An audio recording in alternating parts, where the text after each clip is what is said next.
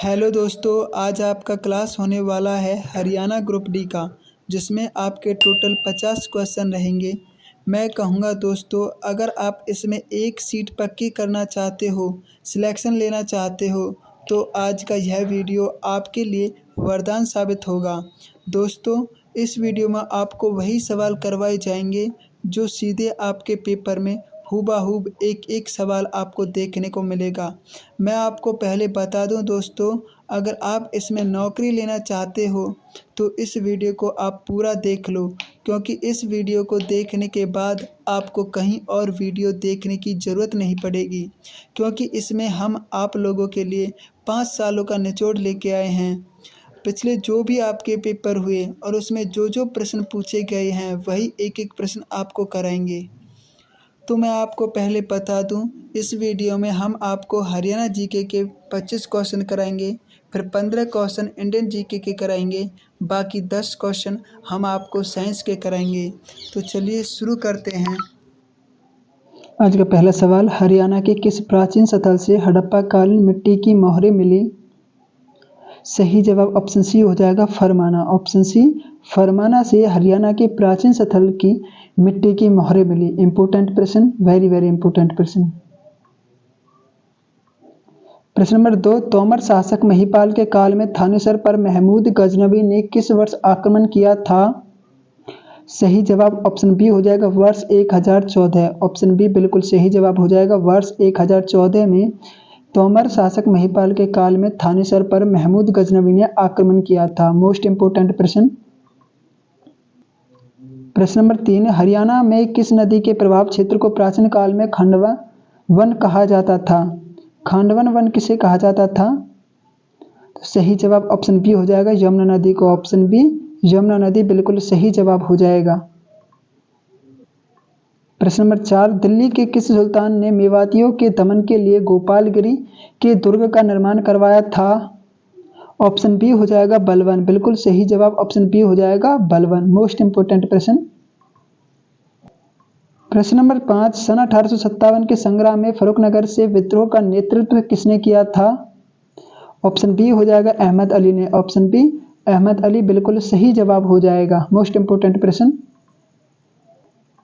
प्रश्न नंबर 6, हरियाणा के किस स्थान पर बाबा शाह कमाल की प्रसिद्ध मजार स्थित है?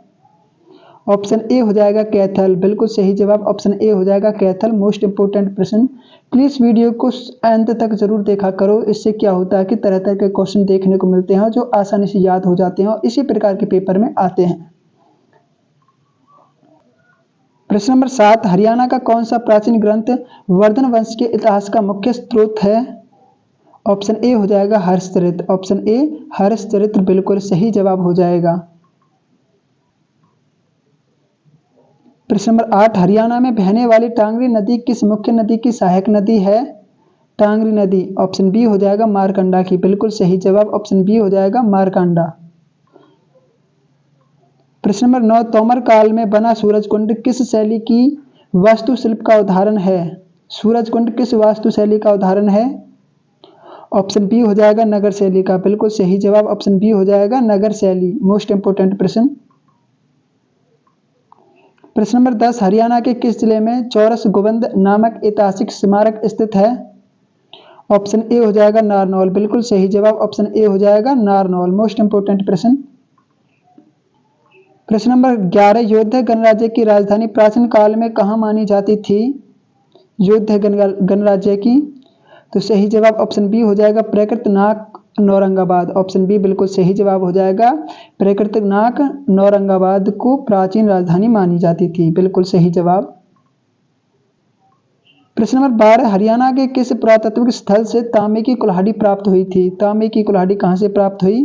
तो ऑप्शन ए, मीताथल। बिल्कुल सही जवाब हो जाएगा ऑप्शन ए, मीताथल, जो कि भिवानी जिले में पड़ता है। प्रश्न नंबर 13, प्रसिद्ध सूफी संत हजरत ख्वाजा अल्ताफ हुसैन अली का जन्म किस नगर में हुआ था? Option B, Panipat. बिल्कुल सही जवाब हो जाएगा ऑप्शन बी, पानीपत, जो कि इस प्रश्न का बिल्कुल सही जवाब है। प्रश्न नंबर 14, हरियाणा के महेंद्रगढ़ जिले में कौन सा खनिज सर्वाधिक मात्रा में पाया जाता है? महेंद्रगढ़ में कौन सा खनिज पाया जाता है सर्वाधिक मात्रा में? ऑप्शन डी हो जाएगा, तांबा। ऑप्शन डी, तांबा बिल्कुल सही जवाब हो जाएगा।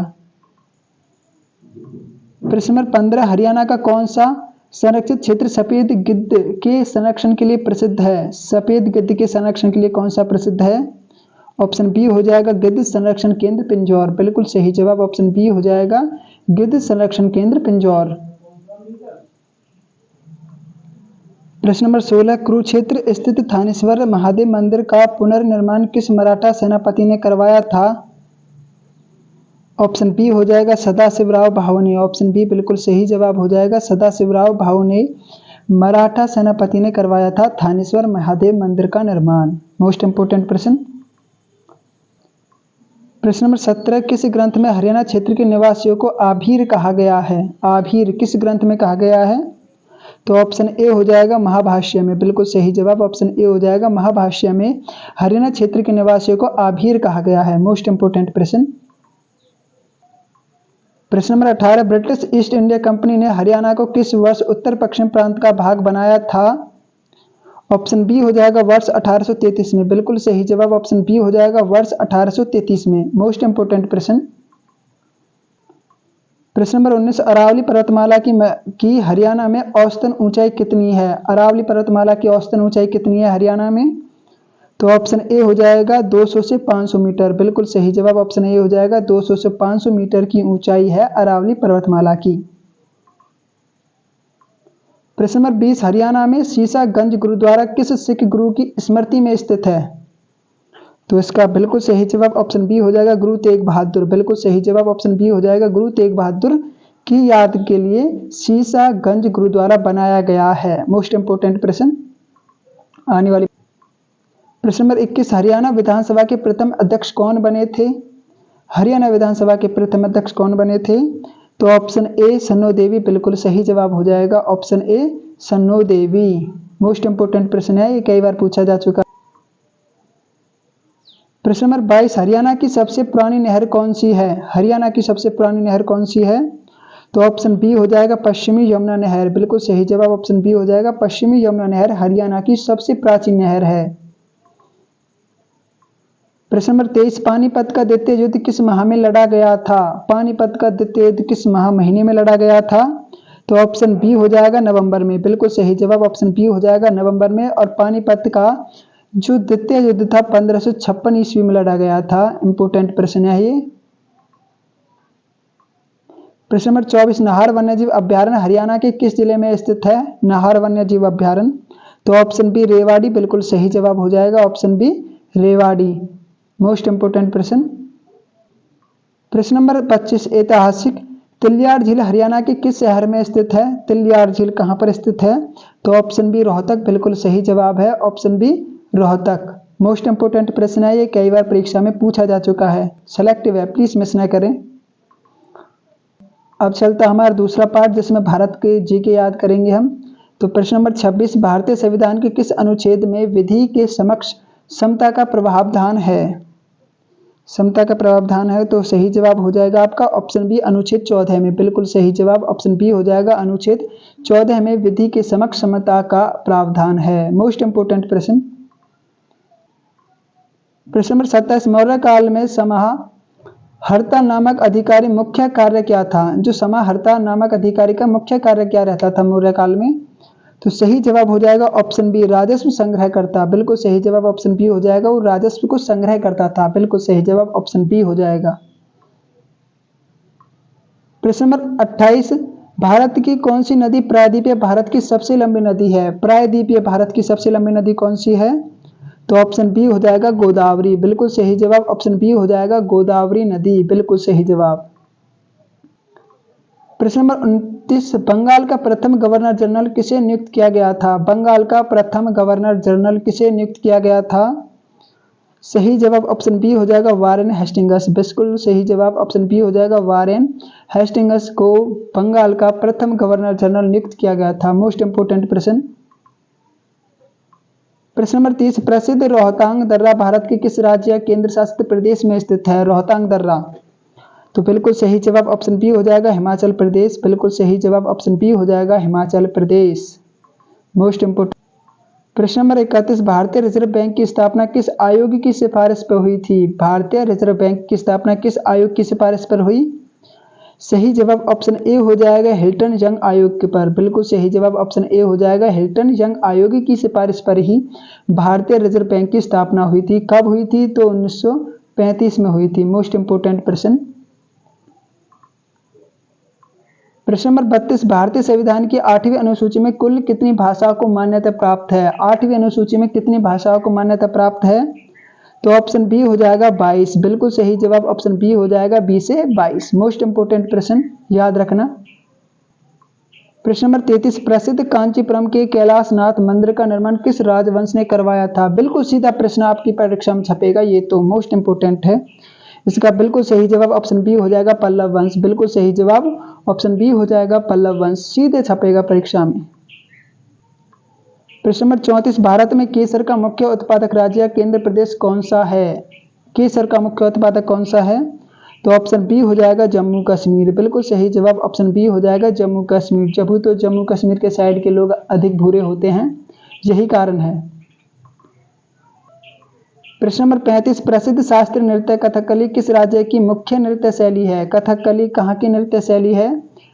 तो इसका बिल्कुल सही जवाब हो जाएगा ऑप्शन बी केरल। बिल्कुल राइट जवाब ऑप्शन बी हो जाएगा केरल में कथकली नृत्य प्रसिद्ध है। प्रश्न नंबर 36, भारतीय संविधान में समवर्ती सूची की अवधारणा किस देश से ली गई है? समवर्ती सूची की अवधारणा, तो सही जवाब ऑप्शन बी हो जाएगा ऑस्ट्रेलिया। ऑप्शन बी ऑस्ट्रेलिया बिल्कुल सही जवाब हो जाएगा। प्रश्न नंबर 37, भारत के राष्ट्रपति पर महाभियोग की प्रक्रिया संविधान के किस अनुच्छेद में है? महाभियोग की प्रक्रिया, तो सही जवाब ऑप्शन बी हो जाएगा अनुच्छेद 61। बिल्कुल सही जवाब अनुच्छेद 61 यह बात कहता है कि हम राष्ट्रपति पर महाभियोग कर सकते हैं। मोस्ट इंपोर्टेंट प्रश्न। प्रश्न नंबर 38, गुलाम वंश के शासक ने रक्त और लोहे की नीति अपनाई थी, तो कौन से वे शासक थे जिन्होंने लोहे और रक्त की नीति अपनाई थी? तो सही जवाब ऑप्शन बी हो जाएगा बलबन। ऑप्शन बी हो जाएगा बलबन। मोस्ट इंपोर्टेंट प्रश्न। प्रश्न नंबर 39, भारत का सबसे बड़ा अभ्रक माय का उत्पादक राज्य कौन सा है? अभ्रक उत्पादक कौन सा है? तो ऑप्शन बी हो जाएगा आंध्र प्रदेश में अभ्रक उत्पादन किया जाता है। बिल्कुल सही जवाब ऑप्शन बी हो जाएगा आंध्र प्रदेश। Most important. प्रश्न नंबर 40, भारत में योजना आयोग के स्थान पर नीति आयोग का गठन किस वर्ष हुआ था? योजना आयोग के स्थान पर नीति आयोग का गठन किस वर्ष हुआ था? तो बिल्कुल सही जवाब हो जाएगा आपका ऑप्शन बी वर्ष 2015। ऑप्शन बी वर्ष 2015 में हुआ था। और इस नीति आयोग के जो मुख्य चेयरमैन होते हैं वो होते हैं हमारे देश के पीएम, मतलब प्रधानमंत्री। मोस्ट इंपोर्टेंट प्रश्न, फिलहाल टाइम श्री नरेंद्र मोदी नीति आयोग के चेयरमैन हैं। प्रश्न नंबर 41, मानव शरीर में लाल रक्त कणिकाओं का जीवन काल कितने दिन का होता है? आरबीसी, तो कितने दिन का होता है भाई? तो सही जवाब ऑप्शन बी हो जाएगा 120 दिन का। बिल्कुल सही जवाब ऑप्शन बी हो जाएगा 120 दिन का कार्य जीवन काल आरबीसी का होता है। मोस्ट इंपोर्टेंट प्रश्न बिल्कुल छपेगा आपकी परीक्षा में, याद रखना इसे। मोस्ट प्रश्न नंबर 42, सूर्य का प्रकाश पृथ्वी तक पहुंचने में लगभग कितना समय लगता है? जो सूर्य का प्रकाश होता है पृथ्वी तक पहुंचता है तो कितना समय लेता है? तो बिल्कुल सही जवाब 8 मिनट 20 सेकंड। बिल्कुल सही जवाब ऑप्शन ए हो जाएगा 8 मिनट 20 सेकंड लेता है। मोस्ट इंपोर्टेंट प्रश्न। प्रश्न नंबर 43, वसा में घुलनशील विटामिन कौन सा नहीं है? वसा में जो नहीं घुल सकता, तो आप बिल्कुल सही जवाब हो जाएगा आपका ऑप्शन बी विटामिन सी। बिल्कुल सही जवाब ऑप्शन बी हो जाएगा विटामिन सी। एक ऐसा विटामिन है जो वसा में नहीं घुल सकता। प्रश्न नंबर 44, ध्वनि की तीव्रता को मापने की मानक इकाई क्या है? जो ध्वनि की तीव्रता मापती है उसकी इकाई का नाम क्या है? तो बिल्कुल सही जवाब हो जाएगा ऑप्शन बी डेसिबल। बिल्कुल सही जवाब ऑप्शन बी हो जाएगा डेसिबल। मोस्ट इंपोर्टेंट प्रश्न, इसका बिल्कुल सही जवाब हो जाएगा आपका डेसिबल। मोस्ट इंपोर्टेंट प्रश्न। प्रश्न 45, मानव शरीर की सबसे छोटी हड्डी स्टेपिस कहाँ स्थित होती है? स्टेपिस, तो सही जवाब ऑप्शन बी हो जाएगा कान में। बिल्कुल सही जवाब ऑप्शन बी हो जाएगा कान में। स्टेपिस जो कि शरीर की सबसे छोटी हड्डी होती है वो हमारे मध्य कान में स्थित होती है। हमारे एक कान में 3 हड्डी होती हैं, दूसरे कान में 3 हड्डी होती हैं, तो टोटल होगी हमारे कान में 6 हड्डियां। तो बिल्कुल याद रखें, मोस्ट इंपोर्टेंट प्रश्न है ये। प्रश्न नंबर 46, एलपीजी गैस में मुख्य रूप से कौन सी गैस होती है? एलपीजी में मुख्य रूप से कौन सी गैस होती है? तो सही जवाब ऑप्शन बी हो जाएगा ब्यूटेन। बी से ब्यूटेन। मोस्ट इंपोर्टेंट प्रश्न होता है ये कि एलपीजी में कौन सी गैस होती है, तो आपको याद रखोगे ब्यूटेन गैस होती है। सीधा ही पूछ लिया जाता है परीक्षा में। प्रश्न नंबर 47, पीतल धातु किन 2 धातुओं का मिश्रित धातु होती है? जो पीतल बनती है वो किन 2 धातुओं से मिलकर बनती है? तो सही जवाब हो जाएगा ऑप्शन बी तांबा और जस्ता। बिल्कुल सही जवाब ऑप्शन बी हो जाएगा। जब तांबा और जस्ता को हम मिलाएंगे तब जाकर के पीतल धातु बनती है। मोस्ट इंपोर्टेंट प्रश्न। प्रश्न नंबर 48, इंसुलिन हार्मोन मानव शरीर के किस अंग द्वारा स्रावित होता है? जो इंसुलिन हार्मोन होता है वो हमारा शरीर में किसके द्वारा स्रावित होता है? तो बिल्कुल सही जवाब ऑप्शन बी हो जाएगा अग्नाशय। बिल्कुल सही जवाब ऑप्शन बी हो जाएगा अग्नाशय, जिसे इंग्लिश में हम पैंक्रियाज कहते हैं। मोस्ट इंपोर्टेंट प्रश्न। प्रश्न नंबर 49, गुरुत्वाकर्षण का सर्वव्यापी नियम किस वैज्ञानिक ने दिया था? गुरुत्वाकर्षण का सर्वव्यापी नियम किस वैज्ञानिक ने दिया था? सही जवाब ऑप्शन बी हो जाएगा आइजैक न्यूटन। बिल्कुल सही जवाब ऑप्शन बी हो जाएगा आइजैक न्यूटन ने। मोस्ट इंपोर्टेंट प्रश्न। प्रश्न नंबर 50, खट्टे फलों में मुख्य रूप से कौन सा अम्ल पाया जाता है? जितने भी खट्टे फल आप खाते हो या देखते हो उनमें कौन सा अम्ल पाया जाता है? तो बिल्कुल सही जवाब ऑप्शन बी हो जाएगा साइट्रिक अम्ल। बिल्कुल सही जवाब हो जाएगा ऑप्शन बी साइट्रिक अम्ल। जैसे आप खाते हो एकदम लगता है, तो उसमें कौन सा होता है? साइट्रिक अम्ल होता है। मोस्ट इंपोर्टेंट प्रश्न। तो ये थे आज के टॉप 50 प्रश्न। उम्मीद करता हूँ आपको सभी याद हो गए होंगे। प्लीज़ इस वीडियो को लाइक शेयर करें और चैनल जीके ग्रुप फर्स्ट को सब्सक्राइब करें और हमें कमेंट में बताएं कि आपने कितने प्रश्न इनमें से सही किए। Thank you so much.